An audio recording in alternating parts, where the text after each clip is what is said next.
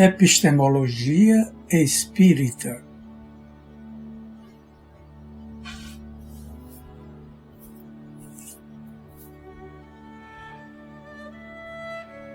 Na aparente simplicidade da sua forma escrita, o Espiritismo abrange todos os campos do conhecimento. Não o faz de maneira sistemática, mas espontânea.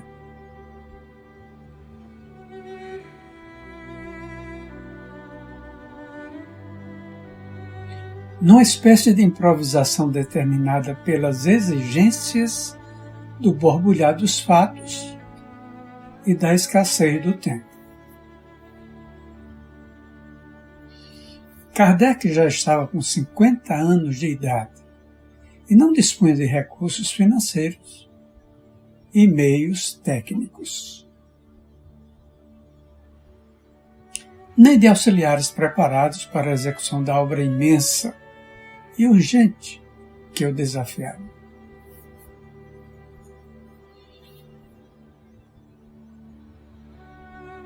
Estava só diante daquela erupção de fenômenos que tinha de controlar.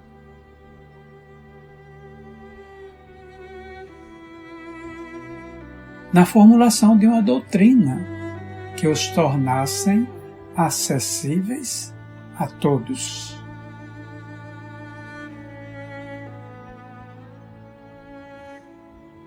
Dispunha apenas dos seus conhecimentos científicos, da visão pedagógica herdada de Rousseau e Pestalozzi, dos instrumentos humanos de pesquisa que eram as meninas Boudin, de 14 e 16 anos, e dos recursos da sua didática, desenvolvidos nos institutos que fundara e dirigira, nas obras que publicara e nos serviços prestados à Universidade de França, como diretor de estudos. Valeu-lhe o seu temperamento calmo, ponderado, que lhe permitiu dominar as circunstâncias e organizar uma nova ciência. Apoiada em pesquisas, dotada de métodos próprios, entrosada nas exigências científicas da época. Amparada numa instituição científica por ele mesmo fundada e pelos meios de divulgação, pesquisa de opinião e possibilidade de debates em plano mundial, que criou com suas obras e a fundação e manutenção da Revista Espírita.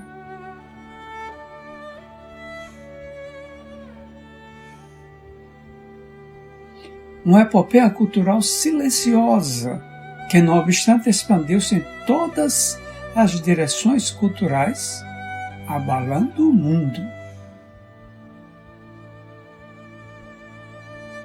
Essa façanha homérica não dispensou o auxílio clássico dos deuses, aqueles mesmos que Tales de Mileto dizia encherem o mundo em todas as suas dimensões, os espíritos. Esses deuses que ele humanizou ao invés de divinizar, enfunaram as velas do seu barco e o levaram solitário à conquista de mares e terras desconhecidas e envoltos nos mistérios de todas as mitologias e magias religiosas.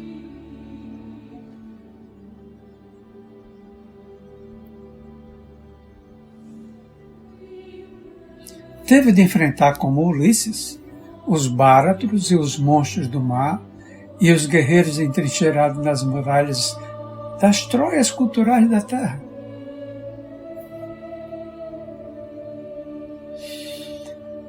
A epistemologia espírita, estudo e crítica do conhecimento científico à luz do espiritismo, não é sequer mencionada na obra de Kardec.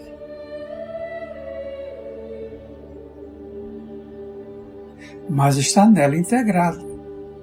É um dos problemas fundamentais da doutrina, indispensável à sua compreensão.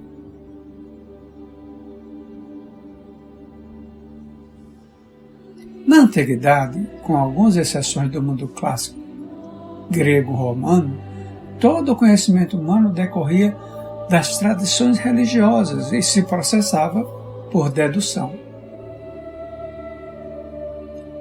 Com ou sem o esquema lógico aristotélico, os sábios serviam-se de um único instrumento de pesquisa, que era o silogismo. Só nos princípios do século XIV surgiram na Itália as primeiras tentativas de interrogar a natureza para se conhecer a realidade.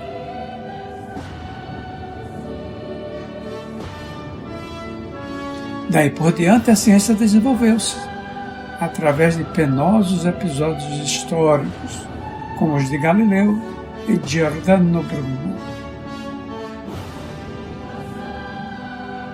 Pois qualquer descoberta que contrariasse a Bíblia era logo motivo de perseguições e condenações por heresia.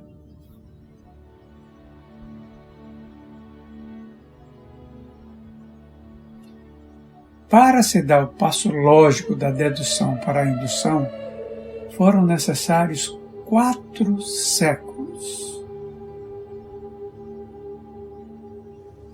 Basta lembrarmos o episódio de Descartes, que em seu Tratado do Mundo teve de usar um expediente curioso.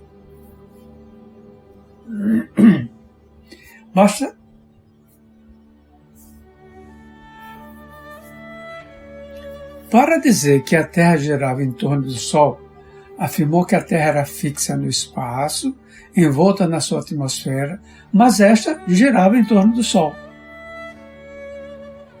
Apesar disso, Descartes acabou fugindo para a Holanda, país protestante, a fim de livrar-se das condenações da Igreja.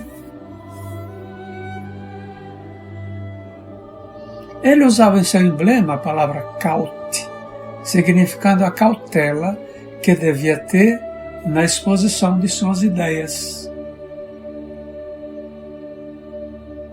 Nesse ambiente opressivo, a ciência era uma erva daninha que só crescia às ocultas.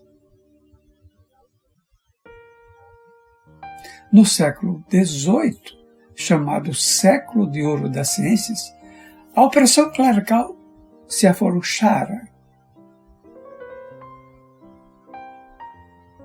Na medida em que as invenções, mais do que as descobertas, lhes davam prestígio.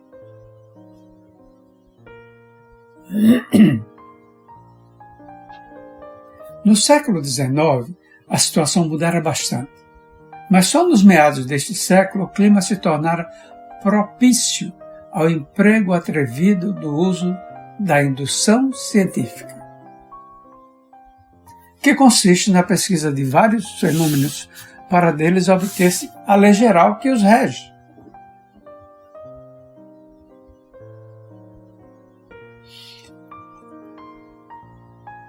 Antes disso, seria impossível a pesquisa espírita, que além de condenada em si mesmo como profanação da morte,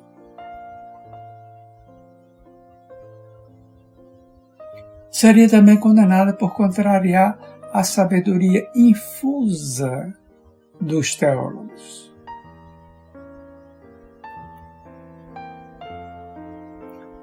Procedente de Deus, através da Bíblia, e do milagre das intuições reveladoras.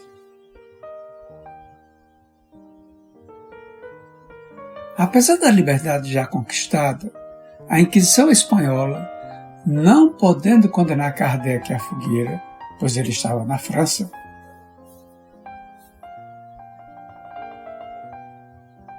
condenou a sua obra e a queimou com todos os rituais da Inquisição em Barcelona.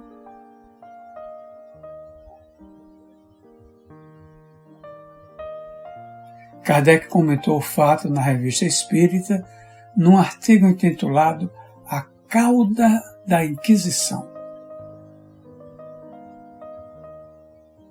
Aproveitando o fato para rasgar mais amplamente a pesada cortina da censura eclesiástica no mundo.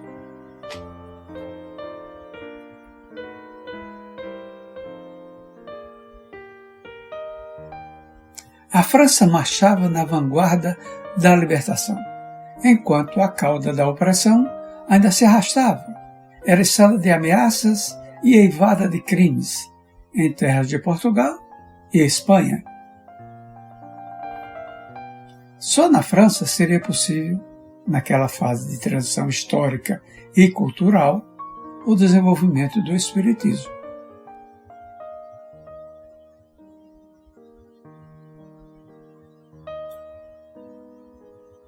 Não obstante, ali mesmo se ergueram as ondas da reação, sopradas pelos vendavais do fanatismo religioso, dos preconceitos culturais e do exclusivismo científico.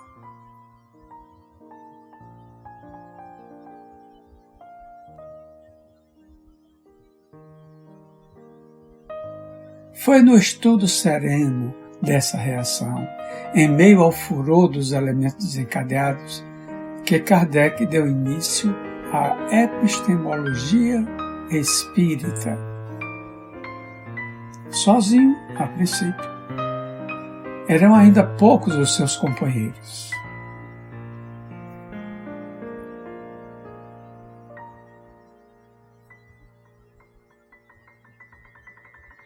Repetia-se no antigo e carismático solo das Galhas o mesmo quadro palestino de Jesus com seus poucos discípulos a enfrentar os poderes do mundo. O panorama histórico, porém, se modificara e Kardec podia usar com mais eficácia as armas da razão.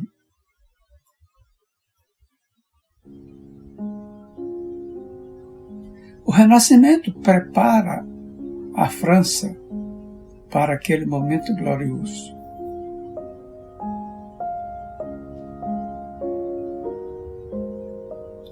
Kardec examina a posição epistemológica do Espiritismo na introdução ao estudo da doutrina espírita.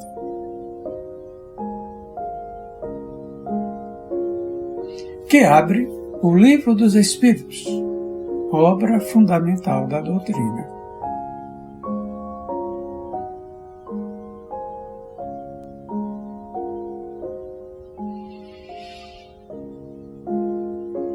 O Espiritismo é uma ciência que se defronta com as outras ciências em pé de igualdade e não pode ser julgada pelos cientistas que não a conhecem.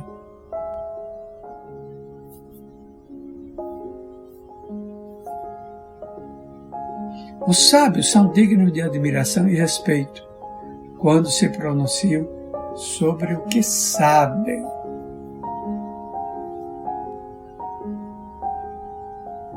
Mas quando opinam sobre o que não sabem, igualam-se ao vulgo, dando simples opiniões desprovidas de valor. O que vale na ciência são os fatos, e não as opiniões.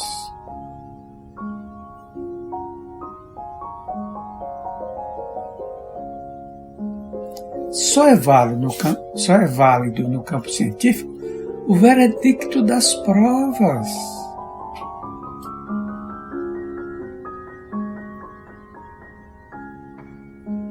A rejeição dos fatos a priori não tem valor científico, por mais reputado que seja o cientista que emitiu um julgamento.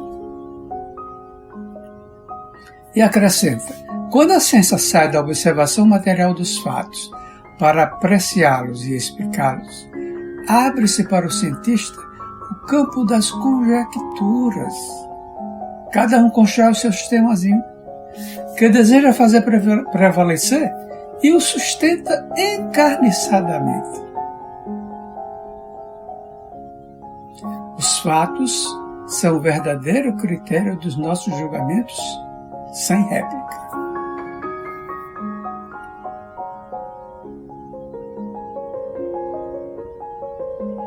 Na ausência dos fatos, a dúvida é a opinião do homem prudente.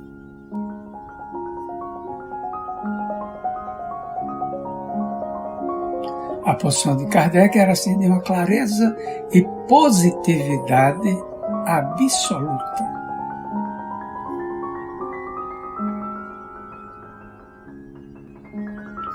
O Espiritismo nascia como ciência dentro dos quadros da evolução científica.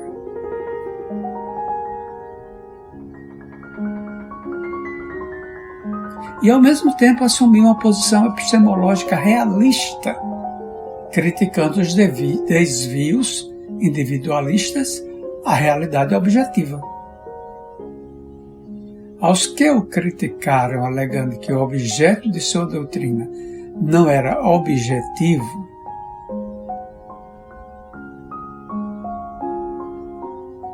Kardec lembrava que o conceito espírita de espírito não era vago, indefinido, mas rigorosamente objetivo.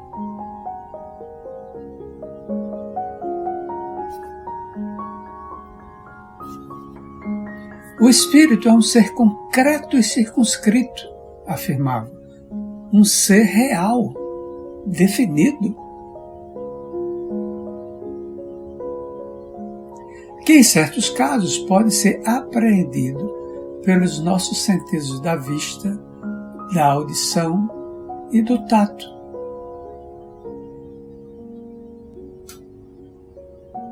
A natureza objetiva do espírito não podia ser confundida com a dos objetos lógicos, matemáticos ou mitológicos e imaginários, pois as suas manifestações permitiam a verificação científica da sua realidade objetiva.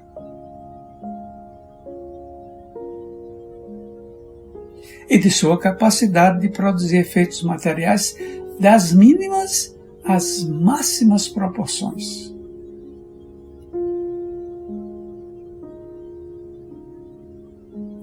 Por isso, o Espiritismo exigia atitude científica no seu estudo.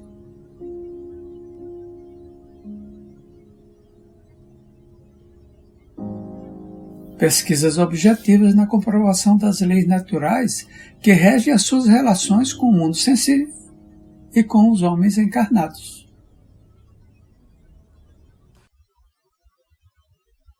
A maioria dos cientistas criticava o fato de o Espiritismo haver nascido da observação da chamada dança das mesas. Kardec perguntava se a movimentação espontânea de objetos materiais, rigorosamente constatada, era mais ridícula que a dança das rãs que dera a Galvani a possibilidade de descobrir a eletricidade. Negar esses fatos sem observá-los e pesquisá-los era anticientífico.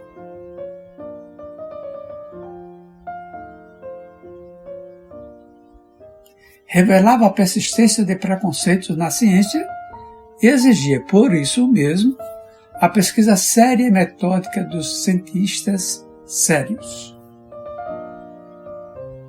A ciência da época se fechara sobre as suas conquistas primárias e com elas se julgava na posse do conhecimento total.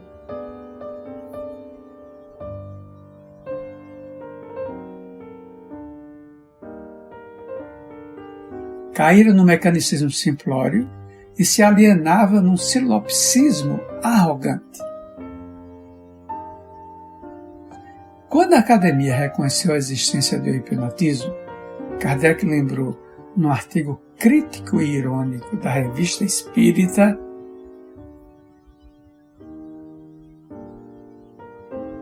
que o senhor magnetismo tentara numerosas vezes entrar na academia pelas portas da frente, mas sempre rejeitado. Até que resolveu trocar de nome e entrar pelas portas dos fundos, sendo bem recebido e adquirindo a sua desejada cidadania científica. A ciência dava mais importância às aparências formais do que à substância.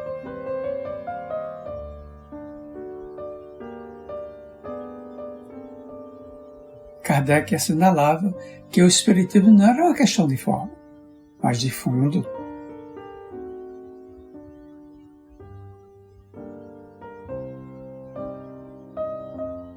Sua crítica epistemológica desenvolveu-se implacável através dos anos sucessivos de pesquisa na Sociedade Parisiense de Estudos Espíritas, que ele estruturara e dirigia como instituição científica de pesquisas.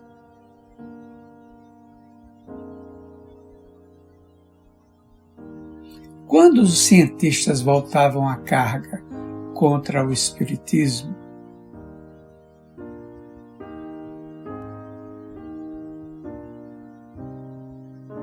Kardec declarava francamente a impotência da ciência para opinar sobre questões que os cientistas simplesmente desconheciam.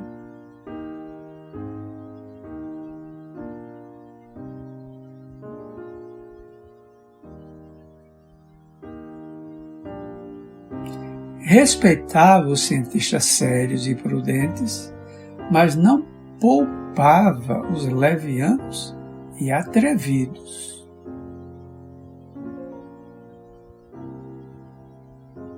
Que se julgavam, como ele dizia, monopolizadores do bom senso e da verdade.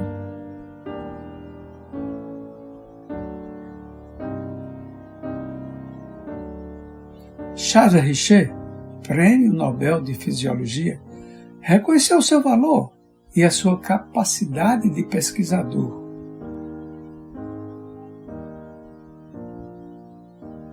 Embora não aceitasse a doutrina espírita, que considerava precipitada.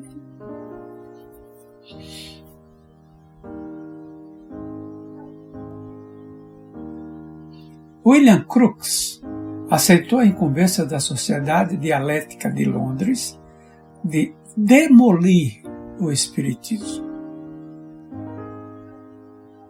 E após 3 anos de pesquisas, com resultados assombrosos, proclamou a veracidade inegável dos fenômenos espíritas.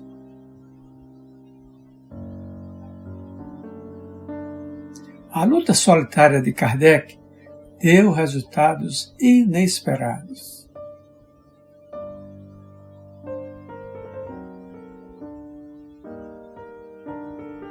Os trabalhos de Friedrich Zollner e do barão von Schrenck-Notzing, na Alemanha, de Ernesto Bolzano e Schiayer, na Itália, que dobraram a resistência férrea de Cesare Lombroso, com várias materializações incontestáveis da mãe do grande antropólogo,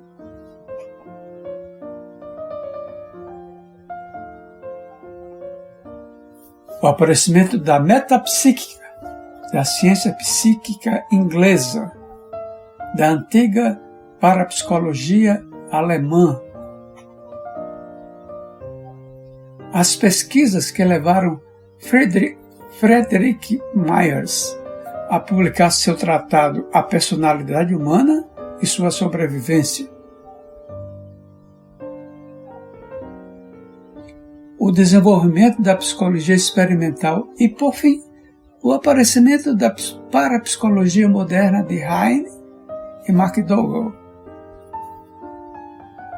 provaram a legitimidade da ciência espírita e da crítica epistemológica de Kardec.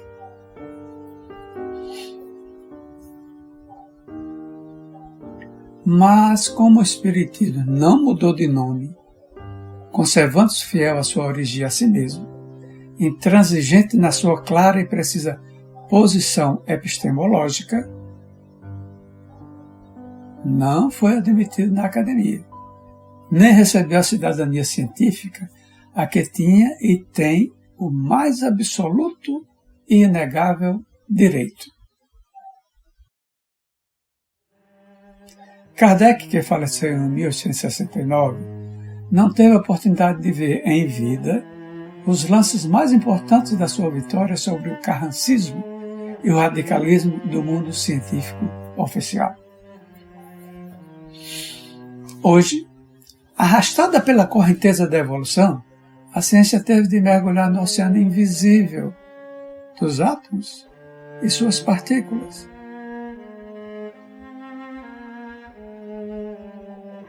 Da percepção extrasensorial e do poder insuspeitado do pensamento, precipitando-se na voragem das pesquisas sobre a reencarnação, ao absurdo das múltiplas dimensões da matéria, dos mundos interpenetrados, da antimatéria,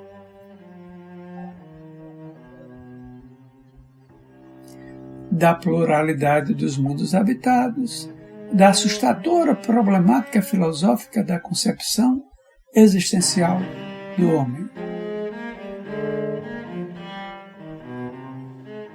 da realidade ontológica considerada como subjetividade pura e assim por diante.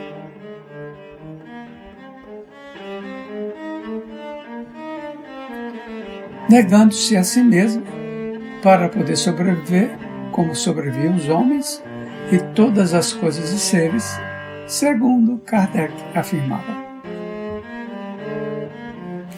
Kardec podia opinar com autoridade sobre a ciência porque ele era professor de ciências.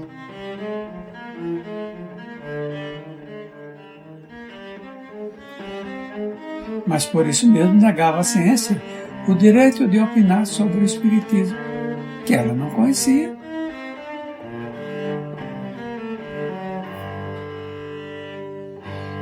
E os cientistas o encaravam através de preconceitos, numa atitude anticientífica.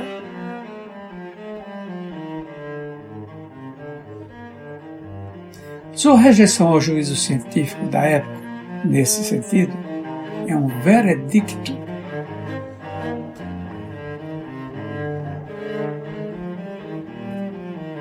A ciência propriamente dita como ciência é incompetente para se pronunciar sobre a questão do espiritismo.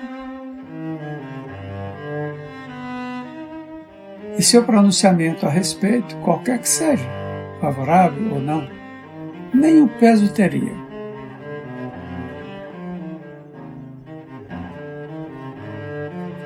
Essa declaração de incompetência é válida ainda hoje, quando vemos a ciência confirmar o espiritismo sem querer e sem o saber.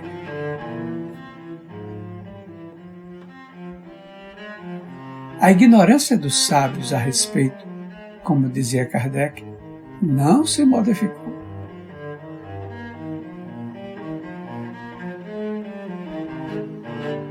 A posição realista de Kardec prova sua segurança absoluta no tocante à legitimidade das suas pesquisas.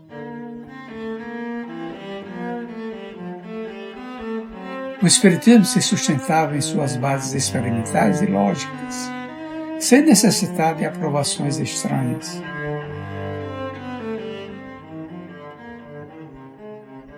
Mesmo porque essas aprovações não provinham de quem tivesse o conhecimento suficiente para opinar a respeito.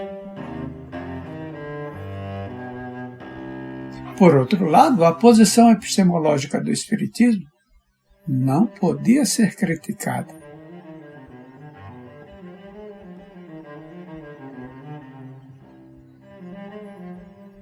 Seu objeto era inegável, a realidade psíquica do homem e os fenômenos que a demonstravam através dos tempos. Seu método de investigação era perfeito e bem integrado nas exigências científicas, adequado ao objeto. A orientação das pesquisas era feita por um mestre capacitado e reconhecido como tal.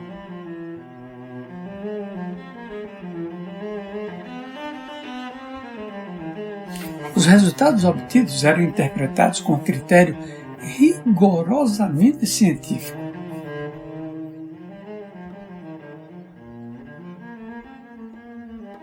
A divulgação das experiências, observações e pesquisas era feita através de órgão específico e especializado,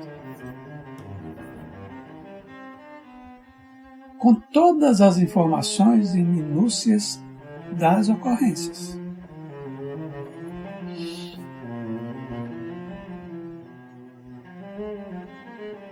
Nenhuma experiência conseguira cientificamente negar a realidade dos fenômenos ou contrariar a validade das interpretações.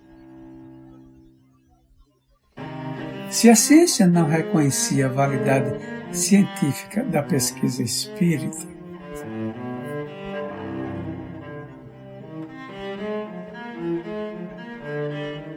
não era por desmenti-la ou pô-la em xeque com outras experiências, mas por simples atitude preconceituosa,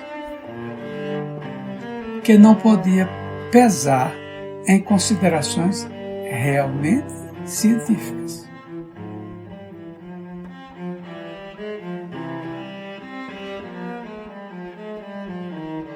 Restava ainda o fato importante da comprovação dos fenômenos por cientistas eminentes da época e conhecidamente contrários ao espiritismo.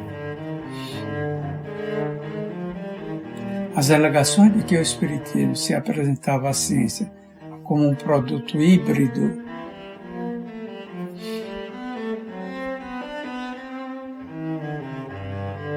em que problemas científicos, filosóficos e religiosos se misturavam, tornando-o indefinido,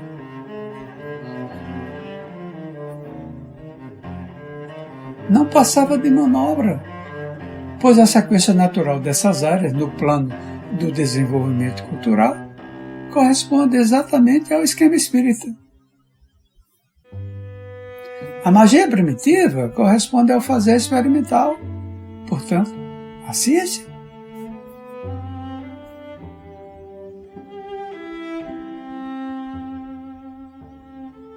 A filosofia era a concepção do mundo dada pela experiência em que se conjugam teoria e prática.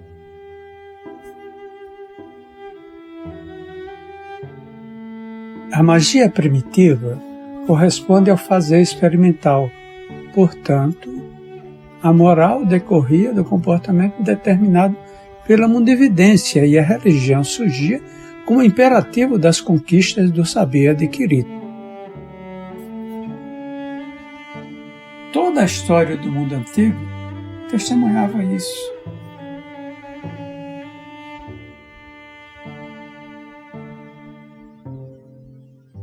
As próprias culturas teológicas fizeram esses caminhos.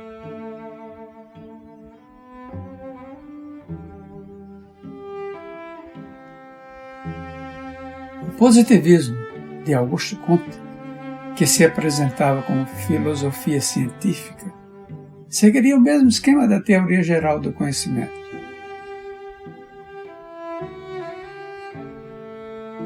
Acabamos por desembocar na religião da humanidade.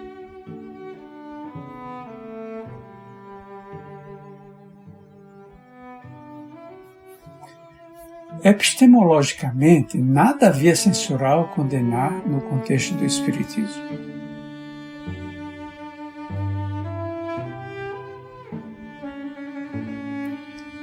Comentando a fatuidade humana, Kardec lembra que os homens mais sábios deixam-se embaraçar por coisas insignificantes.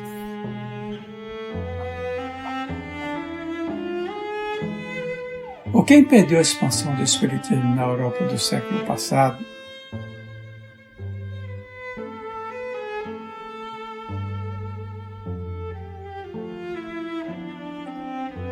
de maneira a poder renovar a velha criminosa concepção do mundo, ainda hoje dominante, foi simplesmente o seu aspecto religioso.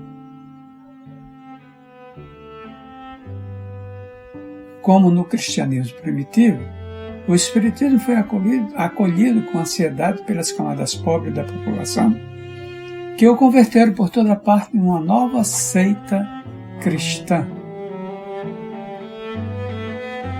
Nesse aspecto devocional, as camadas superiores viam apenas o religiosismo popularesco,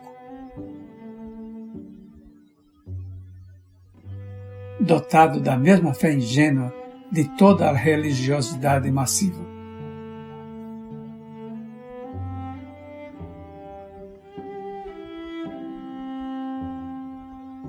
Contra essa avalanche de crentes humildes, predispostos ao beatismo, surgiram pequenos grupos de pessoas cultas que lutaram muitas vezes com entusiasmo, mas acabaram cedendo à pressão dos preconceitos.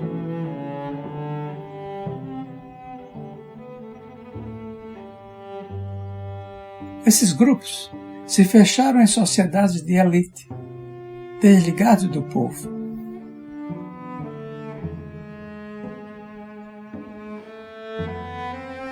Ou simplesmente desapareceram, por falta de elementos dispostos ao trabalho árduo e à luta constante em defesa da doutrina.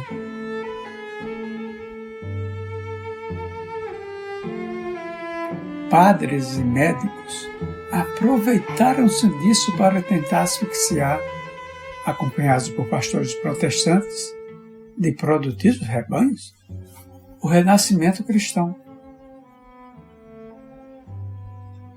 A palavra cristianismo gerara um estereótipo enriquecido pelo duplo prestígio das classes dominantes e das igrejas tradicionais.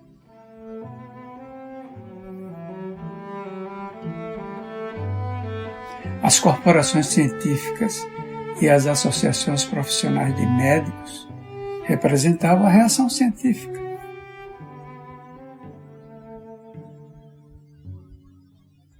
E as igrejas cristãs, a cólera divina, disparando os raios do Olimpo contra os renegados.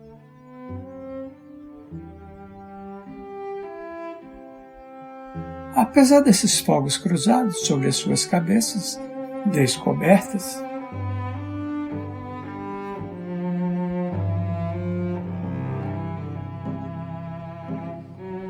os espíritas conseguiram compreender os princípios fundamentais da doutrina.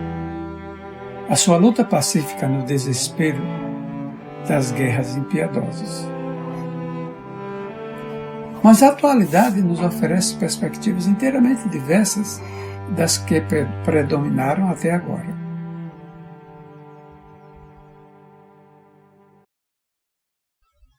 Graças à sua própria ignorância do assunto, os cientistas entraram a fundo no esquema de pesquisas da ciência espírita e comprovaram a sua veracidade. Chegamos assim a um momento crucial.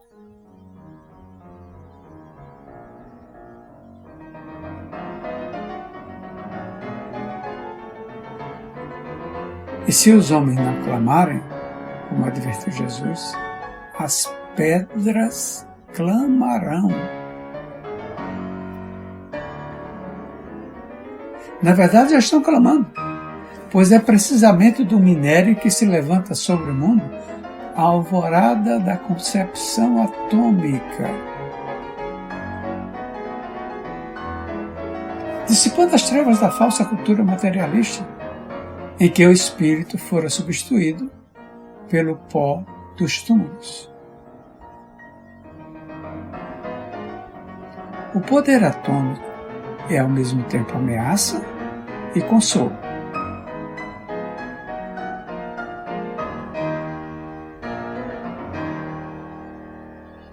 E está nas mãos dos homens para que eles decidam por si mesmos o que desejam ser.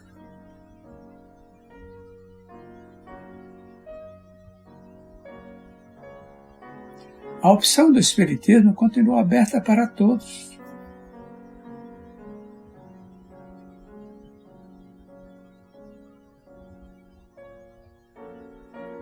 Quem quiser semear bombas e destruição, poderá fazê-lo. Mas os que optarem pela semeadura da luz, da compreensão real do homem e do universo, do verdadeiro sentido da vida e do destino superior da humanidade,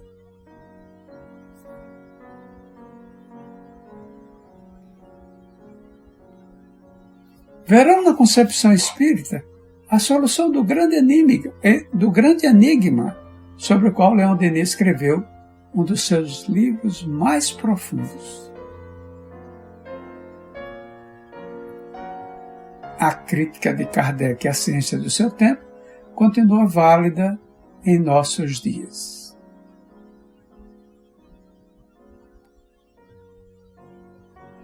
A epistemologia espírita assemelha-se, neste momento, às profecias apocalípticas da antiga Israel.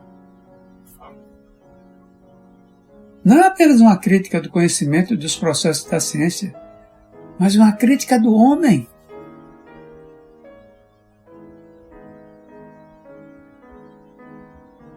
Pois é ele quem busca o conhecimento e quem faz a ciência.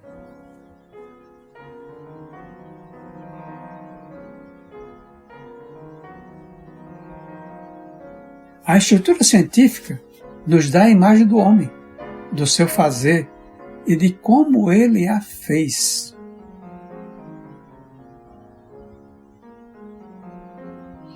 Voltado para fora de si mesmo, estimulado pelo fascínio da natureza, o homem esqueceu de sua própria natureza, a natureza humana, e coisificou-se. Esse homem-coisa perdeu-se no orgulho das suas conquistas materiais e rejeitou os anseios espirituais. Por isso, desenvolveu a técnica e atrofiou a religião.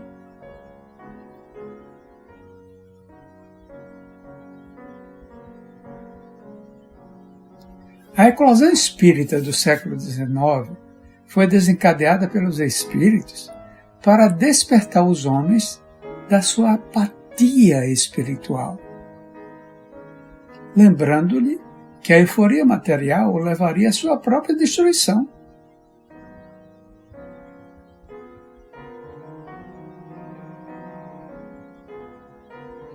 Descartes já lembrara que é mais fácil conhecermos as coisas exteriores do que a nós mesmos.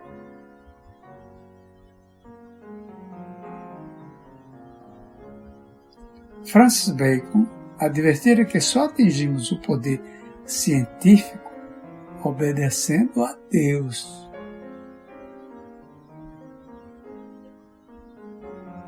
Kardec estruturou a ciência do espírito e instituiu a pesquisa mediúnica.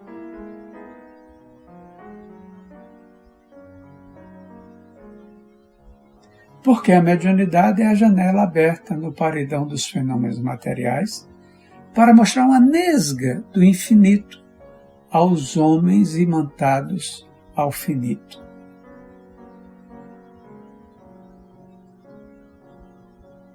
Sua crítica à ciência é um ato de transcendência.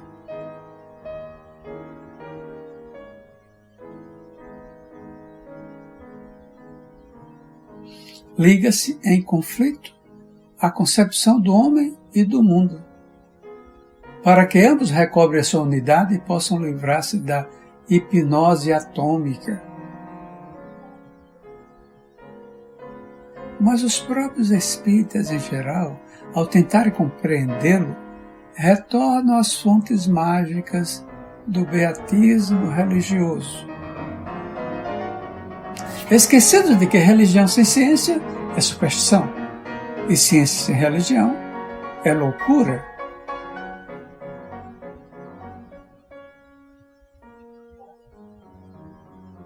Deus é a fonte da sabedoria, e os homens a procuram na matéria.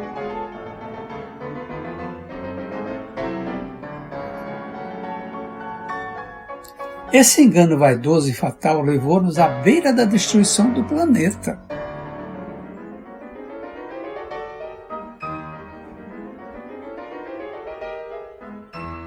O Espiritismo é um esforço para devolvermos à condição humana, salvando-nos do robô. A Terra está sendo destruída pela técnica da voracidade sem limites.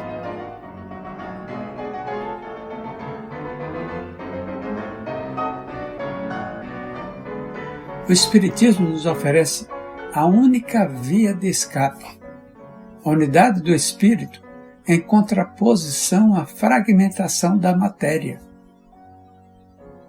Só a visão monista do mundo que Kardec nos oferece pode salvar-nos do caos.